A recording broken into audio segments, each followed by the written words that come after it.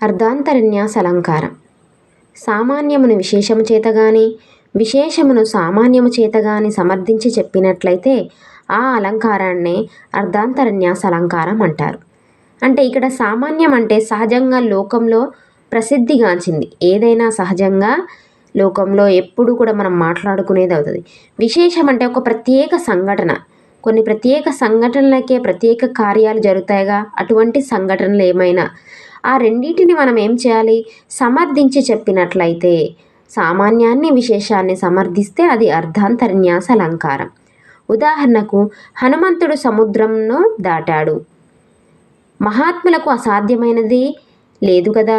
ఇక్కడ చూడండి, హనుమంతుడు సముద్రం దాటడం అనేది విశేషం, ఎందుకంటే ఇది ఒక ప్రత్యేకమైన సంఘటన. ఆయనకు కూడా తెలియదు సముద్రం దాటగలనా అన్న విషయం, కానీ అది అనుకోకుండా ప్రత్యేకంగా జరిగిన సంఘటన అన్నమాట.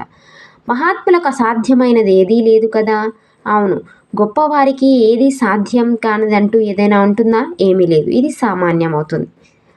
శివాజీ కళ్యాణదుర్గ కోటను ఆక్రమించాడు. ఇది విశేషం, ఒక ప్రత్యేక సంఘటన. వీరులు దేనినైనా సాధించగలరు, ఇది సామాన్యం. అంటూ మనం పై దాన్ని కింది దానితో ఏం చేస్తున్నామో సమర్థిస్తున్నామన్నమాట.